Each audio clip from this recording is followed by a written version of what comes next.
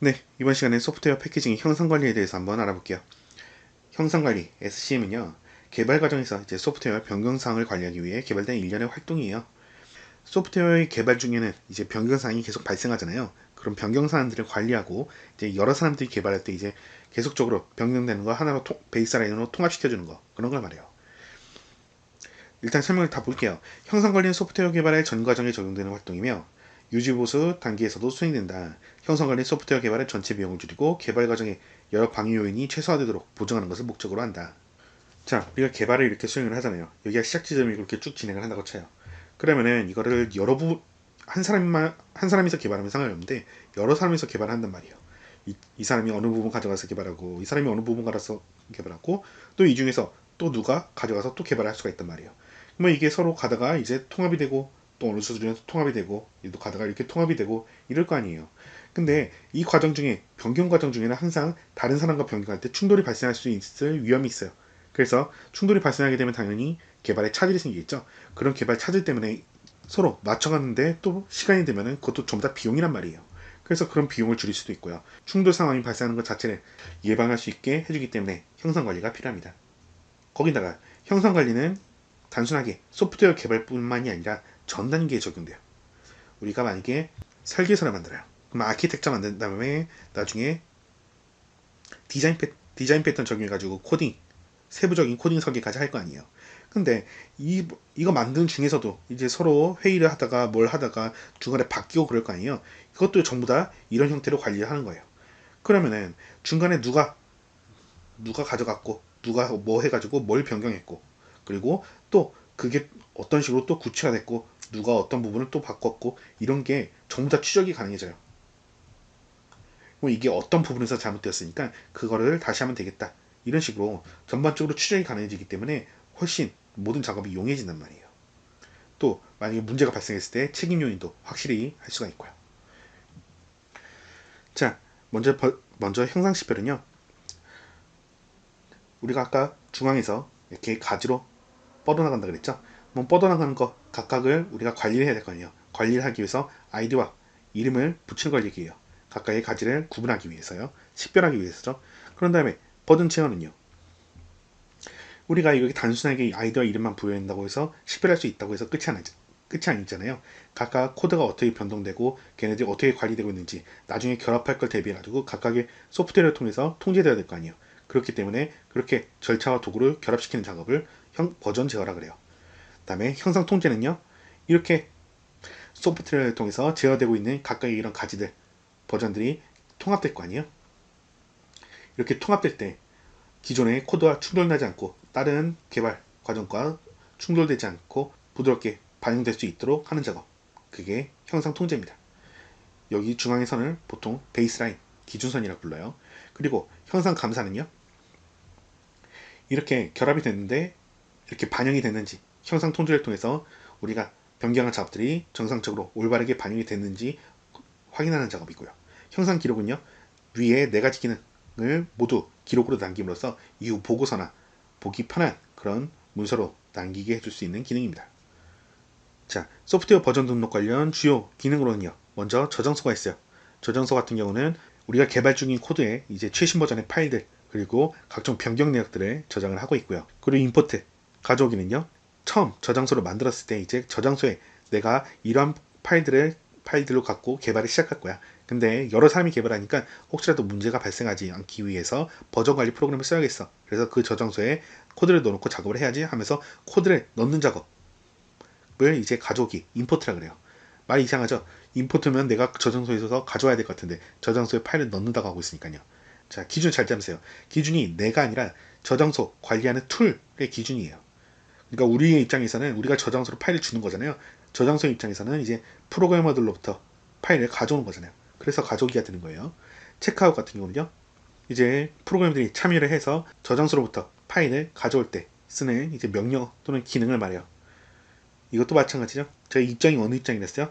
개발자, 사용자 입장이 아니라 저장소 입장이랬어요. 저장소 입장이라고 하면 무언가 나가는 건 뭐예요? 체크아웃이잖아요. 그래서 파일들이 나가니까 체크아웃이고요. 체크인 같은 경우는 그럼 어떻게 했어요?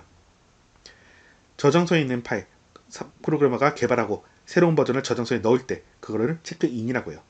저장소 입장에서는 새로 들어오는 거니까요. 다음으로 커밋은요. 커밋은 이제 DB에서도 많이 언급이 됐었죠. 체크인을 수행할 때 이제 이제 내가 개발한 내용, 내가 변경한 내용들이 이제 저장소에 반영이 될 거 아니에요. 근데 반영하기 전에 이제 뭔가 문제점이 없는지 하나씩 하나씩 확인을 해보는 거예요. 우리가 DB에서도 뭔가 명령으로 쳐가지고 다 적용이 된 것 같이 이제 테이블로 확인을 할 수 있지만 이게 실제 DB는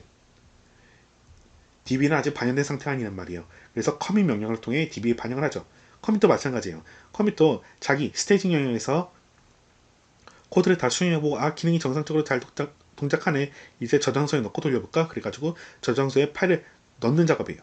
근데 넣는 과정 중에 이제 혹시라도 문제점이 발생하지 않을까, 충돌이 발생할 수도 있고요. 또는 내가 변경한 게 기존에 원본에서 바뀐 게 아니라 다른 사람이 또 그걸 뭔가 바꿔놓은 내역이 있어요. 그럼 그 내역도 확인해야 할 거 아니에요. 그 변경 내역 확인, 변경 내역을 확인하는데요. 이 확인 과정이 사용하는 게 디프도그예요. 그래서 디프도그를 통해서 내가 변경한 게 기존에 다른 사람이 변경한 건가, 무슨 차이가 있나, 혹시라도 내가 바꿔도 괜찮은가 하면서 서로 차이가 나는 부분들도 확인하면서 쭉 훑어보는 거죠. 그 다음에 동기화는 뭐겠어요? 내가 아직 작업을 수행하기 전이에요. 누가 이렇게 메시지를 날렸어요. 야, 나 지금 버전 한번 갱신했는데 아직 작업 안 들어간 애들 지금 최신 버전으로 바꾼 다음에 다시 작업 시작해라, 이렇게 얘기를 하는 거예요. 그러면은 내가 기존 전 작업 갖고 작업을 해서는 안 되고 최신 버전 갖고 작업을 해야 될 거 아니에요. 그럼 그때 수행하는 게 동기화예요. 당연히 체크아웃 사용할 수도 있겠죠. 근데 체크아웃 사용하게 되면 이제 전부 싸그리 갖고 오는 거고요. 동기화를 하게 되면 기존에 내가 갖고 있는 버전과 새로 올려진 저장소의 버전과 비교해가지고 이게 달라진 부분만 새로 받아가지고 최신화를 시켜주는 거죠. 말 그대로 업데이트예요. 체크아웃이 일종의 다운로드라면요. 좀 쉬운 말로 한번 바꿔볼까요? 자, 저장소가 일종의 서버예요. 서버가 저장소로 간다면 내가 가져오는 거는 통파일 업로드예요. 통파일 업로드. 통파일을 업로드하죠. 그 다음에 체크아웃을 해요. 체크아웃은 뭐예요? 서버에서 내가 가져오는 거예요. 다운로드에 해당하겠죠. 그 다음에 체크인은요, 내가 업로드에 해당해요. 통파일 업로드가 아니고 업로드, 일부 파일 업로드. 다음에 커밋은요, 일부 파일 업로드 중에 이제 확인 과정이라고 보면 되겠죠. 동기화는요, 다운로드인데 전체 다운로드가 아니고 일부 파일 다운로드. 이 정도로 비교하면 되지 않을까 싶네요. 소프트웨어 버전 등록 관련해 가지고 소프트웨어 도구들이 되게 많아요. 뭐 기시라든지 서비전이라든지 여러 가지 나중에 한번 다루게 될 텐데 그때도 여기에 나온 용어들 한 번씩 하고 넘어가니까요.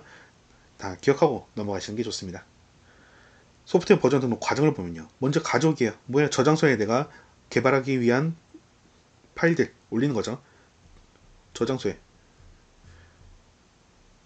파일 업로드죠. 그 다음에 인출을 해요. 뭐예요? 다른 개발자가 참여하는 개발자들이 어떤 기능 개발을 위해서 가져가는 거예요. 다운로드하는 거죠. 그 다음에 예치해요. 개발 중간에 뭐가 있었겠어요? 개발 과정이 있었겠죠. 개발 과정이 있고 이제 예치는 뭐예요? 개발된 걸 업로드해요. 아까 말씀드렸죠. 뭐 일부 파일 업로드 이 정도가 되죠. 다음에 동기화를 해요. 이 동기화는 뭘 위해서 동기화하는 거예요? 내가 개발된 건 모두 업로드를 했어요. 그럼 동기화하는 건 어떤 거예요? 내가 개발한 거 말고 다른 개발자가, 여기서 다른 개발자가 뭔가 헷갈리네요. 자, 개발자가 다운로드를 하고요. 개발 과정을 수행을 하고 그리고 개발된 걸 업로드했어요.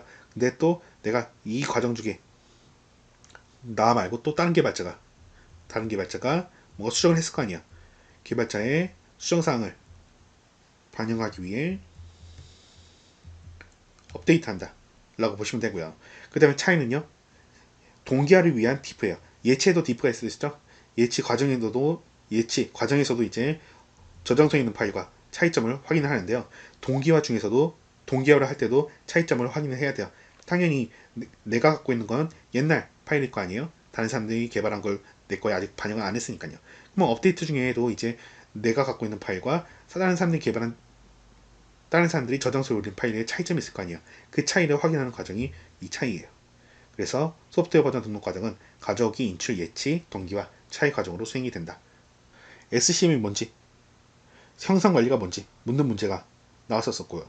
그리고 형상 관리의 기능 중에 이제 형상 통제에 대한 것 질문이 한 번 나왔어요.